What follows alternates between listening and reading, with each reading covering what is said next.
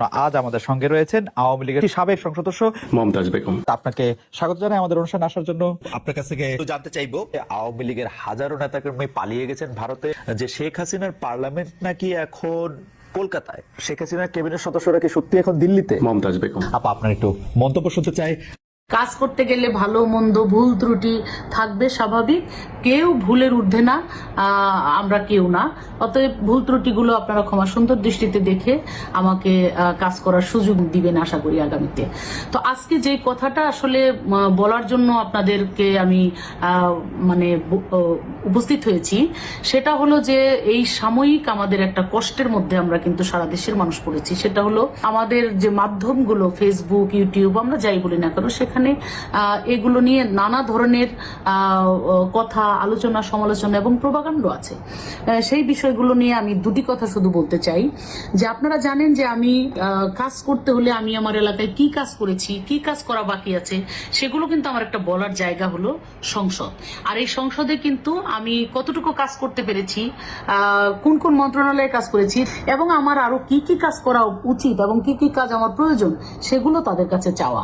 তো এই সুবাদে কিন্তু আমি সংসদে অনেক বক্তব্য দিয়েছি। তার দুই একটি কথা ধরেই অনেকেই এটা সমালোচনার ঝড় তুলেছেন এই কষ্টের মধ্য দিয়ে। আপনারা জানেন যে সারা বিশ্বের যে অবস্থা, এই যে ইউক্রেন এবং রাশিয়ার যে যুদ্ধটা, এটা আমাদেরকে অনেক ধরনের ক্ষতির মধ্যে, সমস্যার মধ্যে আমাদেরকে ফেলেছে। আমরা ছোট্ট একটি দেশের মানুষ, বড় বড় দেশই তো এখন এই সমস্যার জন্য বড় বড় দেশই হিমশিম খাচ্ছে। সেখানে ছোট্ট একটি দেশ আমাদের বাংলাদেশ, আমরা কিন্তু সরকার চেষ্টা করছে, আমরা চেষ্টা করছি, কিন্তু তারপরেও কিন্তু আমাদের এই ধরনের মোকাবেলা করতে হচ্ছে। তো আমি আপনাদের কাছে বিনয়ের সাথে বলবো যে সেটা যাতে আমরা ধৈর্যের সাথে মোকাবেলা করতে পারি।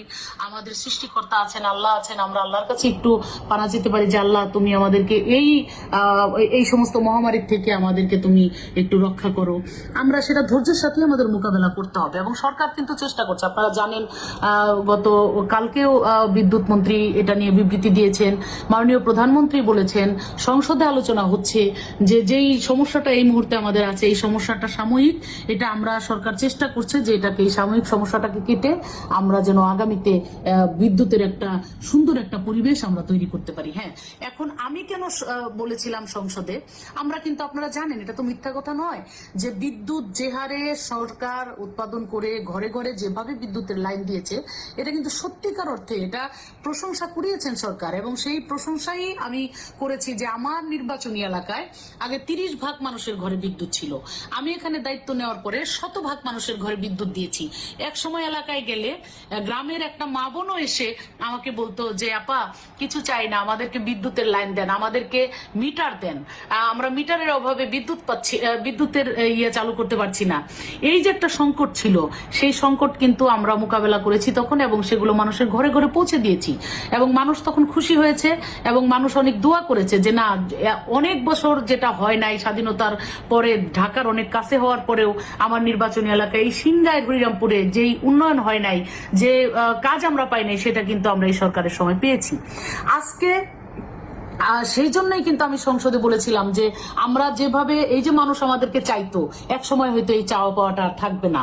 সরকার যেভাবে বিদ্যুতের উন্নয়ন করছে, যেভাবে আমরা লাইন দিয়েছি, যেভাবে আমরা মিটার ঘরে ঘরে পৌঁছে দিয়েছি, এখন কিন্তু সত্যিকার অর্থে গ্রামে গেলে বলেন আপা 2টা মিটার দেন, আপা 5টা মিটার দেন। মিটার দেওয়ার কিন্তু আর জায়গা আসলেও খুঁজে পাওয়া যায় না, এটাই কিন্তু বাস্তব। আর সেই কথাটাই কিন্তু সংসদে বলা হয়েছিল, কিন্তু সেটাকে ভুল ব্যাখ্যা দিয়ে, ভুল ভাবে উপস্থাপন করে অনেকেই, অসাধু কিছু লোকজন, তারা খামাখাই 2টা বাজে কথা ফেসবুক, ইউটিউবে বলার চেষ্টা করছেন। আমি তাদের বিনীতভাবে বলবো যে আপনারা জ্ঞানী মানুষ, আপনারা যারা এই ধরনের ভুল ব্যাখ্যা দেন এবং বাজেভাবে এগুলাকে উত্থাপন করেন, আমি তাদেরকে বিনীতভাবে বলবো যে দেখেন, আমার কথার সত্যতা আছে, আমি সঠিক সময়ে সঠিক কথাই বলেছিলাম। সাময়িক এই সমস্যা, এটা আমি কেউ কিন্তু জানতাম না, সেটা একটা সারা বিশ্বের এই পরিস্থিতির কারণে সেটার একটা অবস্থার মধ্যে আমরা পড়ে গেছি। আমরা যদি পার্শ্ববর্তী দেশ, আমরা জানতাম পাকিস্তানের আজকে এই অবস্থা হবে, আমরা জানতাম, শত শতভাগ শিক্ষিত দেশ এই শ্রীলঙ্কা, সেই দেশের মতো মানুষের এমন করুণ অবস্থা হবে আমরা কিন্তু জানতাম না। আমরা অনেক কিছুই জানি না। এই যে কথা বলছি, একটু পরে আমি যে কথাই বলতে পারবো না সেটাও কি আমি জানি? একটু পরে আমি রাস্তায় বের হলে আমার একটা দুর্ঘটনা ঘটতে পারে, সেটা কি আমি জানি? জেনে শুনে কি আমি সেটা আমি তাহলে সেই দুর্ঘটনায় পড়ি না? তো কখন যে কি হয় সেটা আসলে তো একমাত্র সৃষ্টিকর্তা ছাড়া কেউ জানেন না।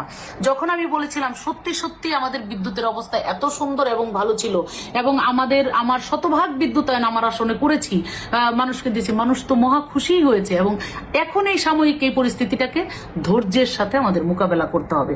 সেই জন্য আমাদের সকলেরই ধৈর্য ধারণ করতে হবে, সকলেরই চেষ্টা করতে হবে, সরকারকে সহযোগিতা করতে হবে। আমাদের বিদ্যুতের খরচ কিভাবে কমানো যায়, কিভাবে এগুলাকে মোকাবেলা করা যায়, আমাদের সকলের সেটাও উদ্যোগ নিতে হবে। দোষারোপ করে একে অপরের কাদা ছোড়াছুড়ি করে লাভ নেই। এগুলো আমাদের ক্ষতি বরং হবে, আমাদের অশান্তিই বাড়বে। আজকে দেখেন কেউ কেউ দেখা যায় যে ফেসবুকে আমি হঠাৎ করে ঢুকে দেখি একজন বলছে মমতাজের বাড়ি ঘেরাও করা হয়েছে, কেন? বিদ্যুৎ পাওয়া যাচ্ছে না তাই। বলেন, এই যে প্রভাকাণ্ড, এই যে মিথ্যাচার, এগুলো আপনাদের বিবেকে কি একটু ওনারা দিবে না যে শুধু শুধু একটা মানুষের বিরুদ্ধে এইভাবে মিথ্যাচার আমরা কেন করছি?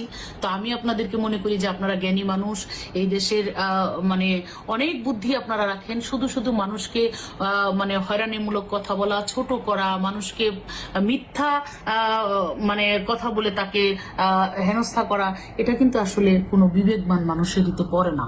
সেই জায়গা থেকে আপনাদের কাছে আমি বিনীতভাবে অনুরোধ করবো, এ ধরনের প্রভাকাণ্ড থেকে আপনারা একটু মানে সরে থাকবেন, এবং আপনারা এই মিথ্যার আশ্রয় প্রশ্রয় কেউ দিবেন না, এবং আপনারা আমাদের সাথে থাকুন, ধৈর্য ধরুন।